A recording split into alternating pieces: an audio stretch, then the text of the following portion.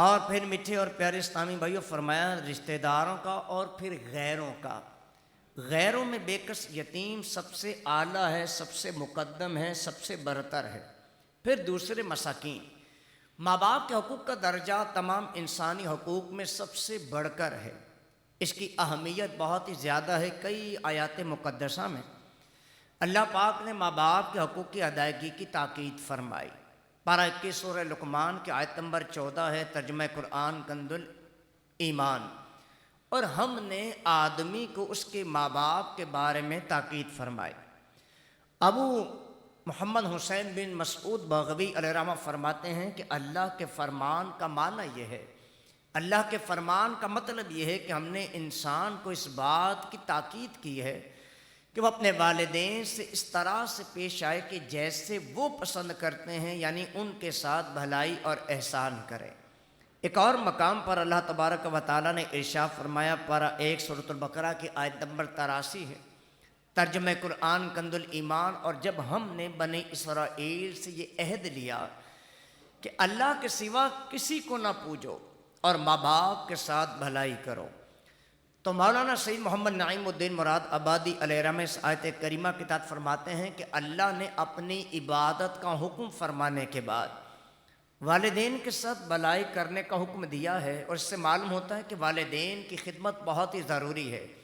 والدین کے ساتھ بھلائی کا معنی یہ ہے کہ ان سے ایسی کوئی بھی بات نہ کہے، ایسا کوئی بھی کام نہ کرے کہ جس سے انہیں ایذا یعنی تکلیف پہنچے۔ اپنے بدن سے، مال سے ان کی خدمت میں دریغ یعنی انکار نہ کرے، اور جب انہیں ضرورت ہو تو ان کے پاس حاضر ہو جائے۔ اللہ کے حبیب صلی اللہ علیہ وسلم کا ارشاد گرامی ہے، ترمذی شریف حوالہ ہے، رسول اکرم صلی اللہ علیہ وآلہ وسلم کا ارشاد گرامی ہے، 3 خصلتیں جس میں ہوں گی اللہ اس پر اپنی رحمت فرمائے گا اور اسے اپنی جنت میں داخل فرمائے گا۔ نمبر 1 فرمائے کمزور پر نرمی کرنا، نمبر 2 فرمائے والدین کے ساتھ اچھا برتاؤ کرنا، نمبر 3 غلاموں کے ساتھ بھلائی کا سلوک کرنا۔ ترمذی شریف کی حوالہ ہے، حدیث نمبر ہے 1907۔ اللہ کے حبیب صلی اللہ علیہ وسلم کا ارشاد گرامی ہے کہ اللہ کی رضا والدین کی رضا میں ہے۔ ایک اور جگہ رسول اکرم صلی اللہ علیہ وسلم کا ارشاد گرامی ہے کہ جس نے اپنی والدہ کا پاؤں چوما ایسا ہے جیسے جنت کی چوکھٹ یعنی دروازے کو بوسہ دیا۔ اور ایک اور جگہ فرمائے کہ اللہ کی اطاعت والد کی اطاعت میں ہے، اور اللہ کی نافرمانی والد کی نافرمانی میں ہے۔ تو والدین کے حقوق 2 طرح کے ہیں، ایک تو وہ ہیں جو ان کی زندگی میں اولاد ادا کرتی ہیں، اور دوسرے وہ حقوق ہیں جو ان کی وفات کے بعد ہیں۔ تو جس طرح زندگی میں ان کے حقوق کا خیال رکھنا ضروری ہے، اسی طرح انتقال کے بعد بھی ان کے حقوق کی ادائیگی اور ان کے ساتھ حسن سلوک رکھنا یہ بہت ہی زیادہ ضروری ہے۔ تو آئیے میرے میٹھے اور پیارے اسلامی بھائیوں، جانے کے بعد اس دنیا سے وہ باپ جائے یا ماں چلی جائے یا دونوں چلے جائیں، تو والدین کے جانے کے بعد ان کے حقوق کون سے ہیں؟ آئیے آپ سب کی توجہ چاہوں گا، پردے میں رہ کر سننے والی اسلامی بہنیں بھی توجہ کے ساتھ سنیں تاکہ ہمیں پتہ چل سکے کہ ماں یا باپ یا دونوں میں سے کوئی چلا جائے تو فقط جیتے جی ان کی اطاعت کے ساتھ ساتھ مرنے کے بعد بھی، چلے جانے کے بعد بھی ان کے کچھ حقوق ہیں۔ نمبر 1 فرمائے کہ ان کی تجہیز و تکفین کے تمام معاملات میں سنتوں اور مستحبات کا خیال رکھے۔ آئیے تجہیز کے معنی کیا ہیں؟ فرمایا سامان ضرورت مہیا کرنا، آراستہ کرنا، اور تکفین کے معنی ہے کفن دینا۔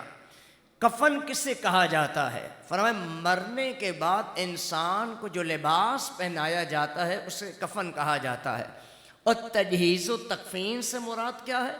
موت سے لے کر دفن تک مسجد کے لیے جن امور کی حاجت ہوتی ہے وہ تمام کے تمام امور کو بجا لانا، یعنی اس میں غسل میت، کفن، نماز جنازہ، قبر کی کھدائی، یہ سب شامل ہے۔ تو تجہیز و تکفین ہے کیا؟ تجہیز و تکفین فرض کفایہ ہے، اور فرض کفایہ کسے کہتے ہیں کہ جس کا کرنا ہر ایک پر ضروری نہیں ہوتا۔ بلکہ جن جن کو پتہ چلا ان میں سے کچھ لوگوں نے کر لیا تو سب کی طرف سے ادا ہو گیا، اور اگر ان میں سے جن کو اطلاع ہوئی کسی ایک نے بھی نہ کیا تو سب گناہ گار ہوں گے۔ تو لہذا میرے محترم اور پیارے اسلامی بھائیوں، پردے میں رہ کر سننے والی اسلامی بہنوں، جیسے ہی گھر بار میں کچھ دنیا سے چلا جاتا ہے تو وہی پرانے ان بابا جی کو بلایا جاتا ہے جو محلے میں غسل میت دے رہے ہوتے ہیں، جن کو خود قرآن دیکھ کے پڑھنا نہیں آتا، جن کو اپنے غسل کے فرائض کے بارے میں علم نہیں ہے۔ تو ہم اپنے پیاروں کو غسل میت دینے کے لیے ایسے افراد کو بلاتے ہیں۔ یہ بات زندگی میں یاد رکھیں، کہتے ہیں کہ انسان اپنے آپ کو زندگی میں 2 بار خود غسل نہیں دے پاتا۔ ایک بار پیدا ہوتا ہے تو اس کو کوئی غسل دیتا ہے، اور ایک جب اس دنیا سے چلا جاتا ہے تو کوئی اس کو غسل دیتا ہے۔ تو لہذا اللہ کرے کہ ہم غسل میت کا طریقہ سیکھنے والے بنیں۔ باپ جائے تو بیٹا دے، بیٹا جائے تو باپ دے، ماں جائے تو بیٹی دے، بیٹی جائے تو ماں غسل میت دینے کی سعادت حاصل کرے۔ اللہ کے حبیب صلی اللہ علیہ وسلم کا فرمان ہے کہ جس نے کسی میت کو غسل دیا اور اس کے عیب کو چھپایا، اللہ تبارک و تعالیٰ ایسے شخص کے 40 کبیرہ گناہوں کو بخش دیتا ہے۔ ایک اور جگہ رسول اکرم صلی اللہ علیہ وسلم کا فرمان ہے کہ جس نے کسی میت کو کفنایا یعنی کفن پہنایا، اللہ اسے سندس کا لباس یعنی جنت کا انتہائی نفیس ریشمی لباس پہنائے گا۔ تو دعوت اسلامی دنیا بھر میں 80 شعبہ جات میں اور دنیا کے 200 ممالک میں سنتوں کی خدمت کر رہی ہے۔ ان 80 شعبہ جات میں ایک ڈپارٹمنٹ ہے مسلم فیونرل ڈپارٹمنٹ، یعنی شعبہ کفن دفن۔ اسلامی بھائیوں کو اسلامی بھائی، اسلامی بہنوں کو اسلامی بہنیں فری آف کاسٹ شریعت و سنت کے مطابق غسل میت دینے کی سعادت حاصل کرتے ہیں۔ اس شعبے کے تحت 1 گھنٹہ 26 منٹ کا فری آف کاسٹ فی سبیل اللہ غسل میت و کفن کورس بھی کروایا جاتا ہے، تاکہ اپنے پیاروں کو غسل میت دینے کا طریقہ عاشقانہ رسول کو آ سکے۔ آدھے گھنٹے کے شارٹ کورسز کروائے جاتے ہیں۔ جنازہ پڑھنے کا لوگوں کو طریقہ نہیں آتا، سلام پھیرنے کا طریقہ نہیں آتا، اور جستجو اور بے قراری بھی نہیں ہے کہ کسی عالم صاحب کی خدمت میں حاضر ہو کر اپنی نماز جنازہ ہی درست کر لیں۔ تو لہذا دعوت اسلامی کا یہ شعبہ نماز جنازہ کورس بھی کرواتا ہے، تدفین کورس بھی کرواتا ہے، قبر کی قسمیں کتنی ہیں، قبر پر کیا پڑھنا چاہیے، سر کی جانب، پاؤں کی جانب، اور بہت سی مفید معلومات اس تدفین کورس میں دی جاتی ہے۔ اس طرح حاضری قبرستان کورس، قبرستان میں حاضر کیسے ہونا ہے، اس کے بارے میں بھی اس شعبے کے تحت مفید معلومات کا سلسلہ رہتا ہے۔ دوسرا حق جو ہے اولاد کا والدین پر کیا ہے کہ ان کے لیے ہمیشہ دعا و استغفار کرتا رہے۔ حضرت ابو ہریرہ رضی اللہ تعالی عنہ سے روایت ہے، مسلم شریف حوالہ ہے، حدیث نمبر ہے 1631۔ نبی کریم صلی اللہ علیہ وآلہ وسلم نے ارشاد فرمایا کہ جب انسان کا انتقال ہو جاتا ہے، وہ فوت ہو جاتا ہے، اس کے اعمال ختم ہو جاتے ہیں، لیکن 3 عمل ختم نہیں ہوتے، یعنی مرنے کے بعد بھی ان کا ثواب نامہ اعمال میں لکھا جاتا رہتا ہے۔ نمبر 1 فرمایا صدقہ جاریہ، یعنی مسجد بنوا دی، مدرسہ بنوا دیا، اس کا ثواب برابر ملتا رہے گا۔ نمبر 2 فرمایا کہ علم جس سے اس کے مرنے کے بعد بھی لوگوں کو نفع پہنچتا رہتا ہے۔ اور نمبر 3 نیک اولاد جو مرنے کے بعد بھی اپنے والدین کے لیے دعا کرتی رہتی ہے۔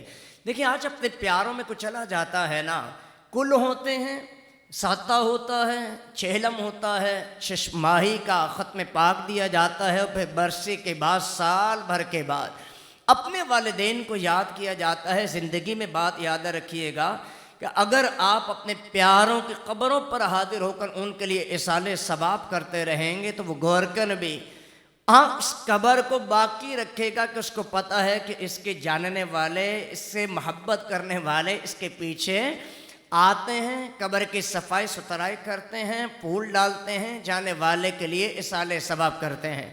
اللہ کے حبیب علیہ الصلوۃ والسلام کا فرمان ہے کہ مردے کا حال قبر میں ڈوبتے ہوئے انسان کی مانند ہے۔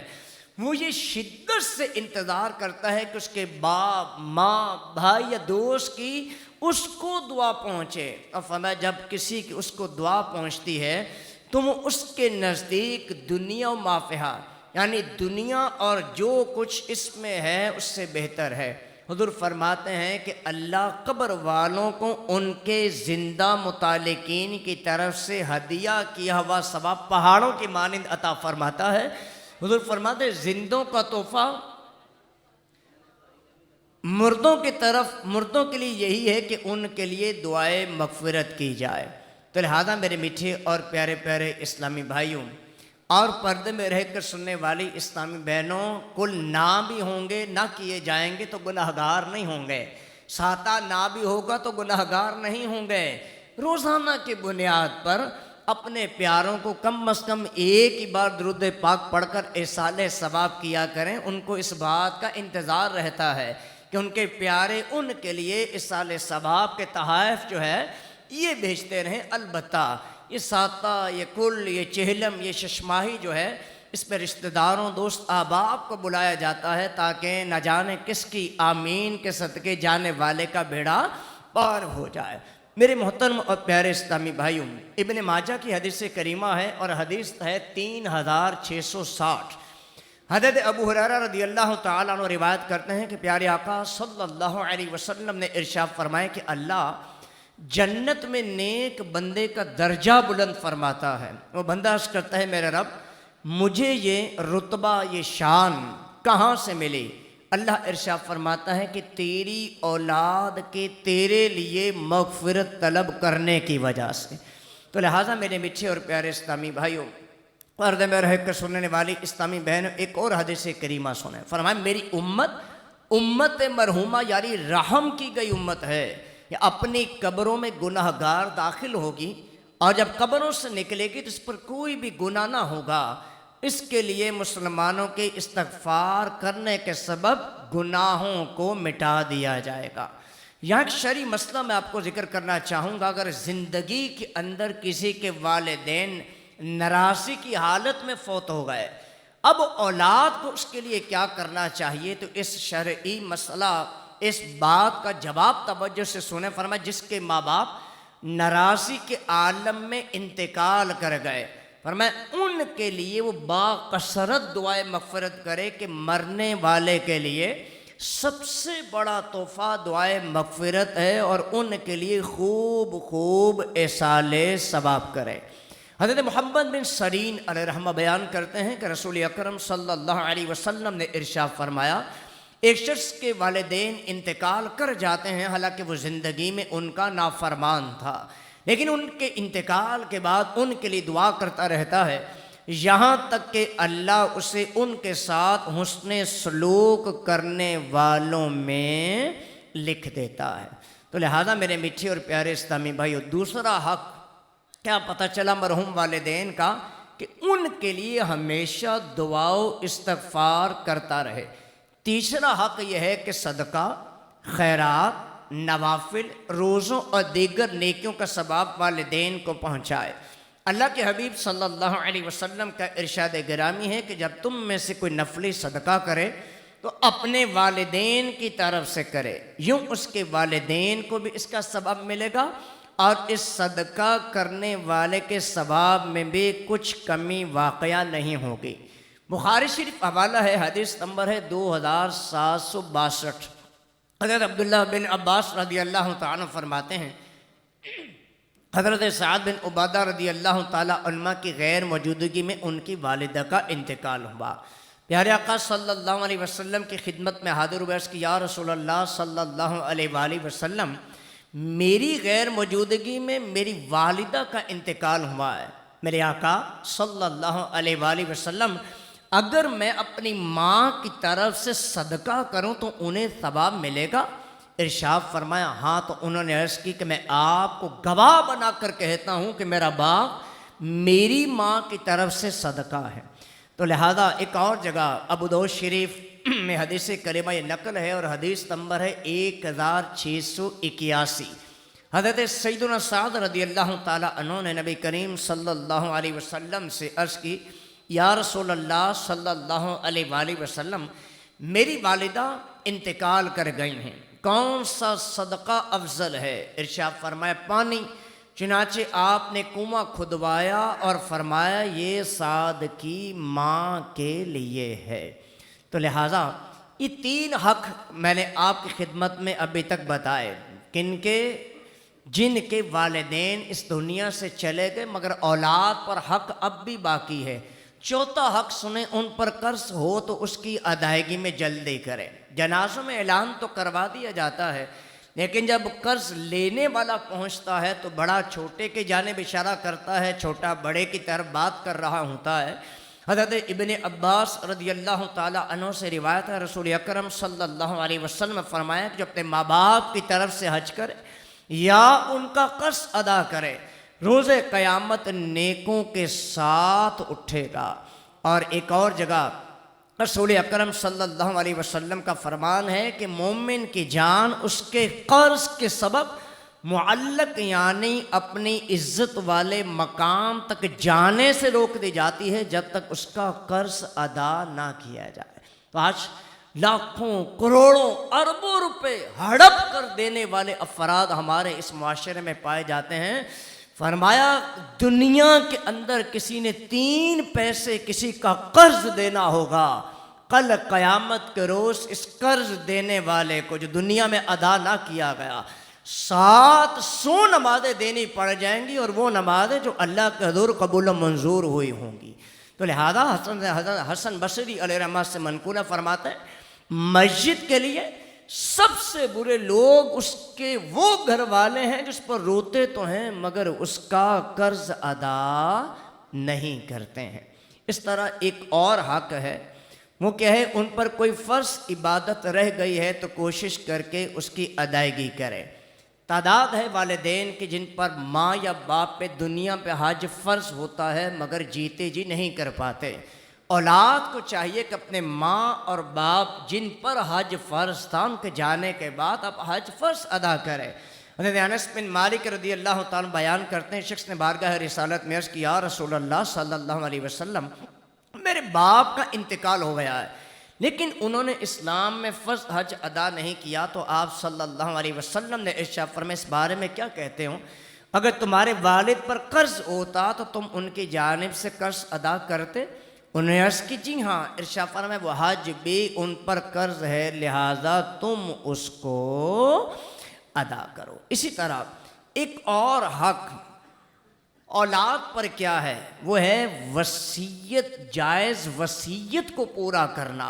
میرے محترم اور پیارے اسلامی بھائیو، ابن ماجہ حوالہ ہے 2701 حدیث نمبر ہے، حضرت جابر رضی اللہ تعالیٰ عنہ راوی ہیں، فرماتے ہیں رسول اکرم صلی اللہ علیہ وسلم نے فرمایا کہ جس کی موت وصیت پر ہوئی، یعنی جو وصیت کرنے کے بعد انتقال کرے وہ عظیم سنت پر مرا، اس کی موت تقویٰ اور شہادت پر ہوئی اور اس حالت میں مرا کہ اس کی مغفرت ہو گئی۔ وصیت وصیت وصیت، میرا مشورہ ہے جیتے جی اپنی وصیت بھی لکھ دیں، اور امیر اہل سنت دامت برکاتہم العالیہ کا جو مدنی وصیت نامی رسالہ ہے دعوت اسلامی کے اشاعتی ادارے مکتبۃ المدینہ سے ہدیتاً حاصل کریں، اس کو سامنے رکھ کر اپنی وصیت لکھیں۔ اس کی اتنی اہمیت ہے کہ حسن بصری فرماتے ہیں کہ مجھے یہ بات پہنچی کہ ایک آسمانی کتاب میں ہے، اے ابن آدم میں نے تجھے 2 چیزیں ایسے دی ہیں جو تیری نہ تھیں، اپنے مال میں دستور کے مطابق وصیت کرنا، حالانکہ مال تو اوروں کا ہو چکا ہوتا ہے، اور مسلمانوں کا تیرے لیے دعا کرنا، حالانکہ تو ایسی جگہ ہے جہاں تو کسی برائی کا ارتکاب کر سکتا ہے، نہ ہی نیکیوں میں اضافہ کر سکتا ہے۔ تو لہذا وصیت کسے کہتے ہیں؟ وصیت کے لیے کون سی چیزوں کی ضرورت ہے؟ فرمایا 4 چیزوں کی۔ نمبر 1 وصیت کرنے والا، نمبر 2 جس کے لیے وصیت کی جائے، نمبر 3 جس چیز کی وصیت کی جائے، اور نمبر 4 جس کو وصیت کی جائے۔ اس طرح میرے محترم اور پیارے اسلامی بھائیوں، پردے میں رہ کر سننے والی اسلامی بہنوں، ایک اور حق اولاد کے لیے کیا ہے؟ ان کی قسم ان کی وفات کے بعد بھی سچی رکھے۔ مثلا جن کاموں میں ان کی زندگی میں بعد رہتا تھا بعد وفات بھی رکا رہے۔ ایک اور حق کیا ہے؟ ہر جمعے کو ان کی قبر کی زیارت کو جائے اور وہاں تلاوت قرآن کرے۔ حضور فرماتے ہیں جو بانیت ثواب اپنے والدین دونوں یا ایک کی قبر کی زیارت کرے حج مقبول کے برابر ثواب پائے۔ اور جو باکثرت ان کی قبر کی زیارت کرتا ہو، فرشتے اس کی قبر کی یعنی جب یہ فوت ہوگا تو زیارت کو آئیں گے۔ حضور فرماتے ہیں جو شخص جمعے کے روز اپنے والدین یا ان میں سے کسی ایک کی قبر کی زیارت کرے اس کے پاس سورہ یاسین پڑھے بخش دیا جائے۔ اور اسی طرح ایک اور والدین کا حق یہ ہے اولاد ان کے رشتہ داروں کے ساتھ عمر بھر نیک سلوک کرے۔ آج اولاد کہتی تسی مل دے سی اسی تے نہیں ملیں گے۔ حضور فرماتے ہیں جس سے تمہارا باپ حسن سلوک کرتا تھا اس سے حسن سلوک کرو، کیونکہ قبر میں مردے کے ساتھ بھلائی یہ ہے کہ تم اس کے ساتھ بھلائی کرو جس سے تمہارا باپ بھلائی کیا کرتا تھا۔ حضور فرماتے ہیں کہ والد کے ساتھ نیکی کی 4 باتیں ہیں، اس پر نماز پڑھنا، اس کے لیے دعائے مغفرت کرنا، اس کی وصیت نافذ کرنا، اس کے رشتہ داروں سے نیک برتاؤ کرنا اور اس کے دوستوں کا احترام کرنا۔ اسی طرح فرمایا ایک اور حق کیا ہے؟ اللہ کرے کہ یہ حقوق کی ادائیگی ہم سب کرنے والے بن جائیں جن جن کے ماں باپ اس دنیا سے چلے گئے، خوب ان کے لیے اصال ثواب کا اہتمام کریں۔ اور بھی حقوق ہیں، تقریباً 12 حقوق کا ذکر کیا گیا۔ فرمایا کبھی کسی کے والدین کو برا کہہ کر اپنے والدین کو برا نہ کہلوائے۔ اور ایک اور حق اولاد کا مرحوم والدین پر کیا ہے؟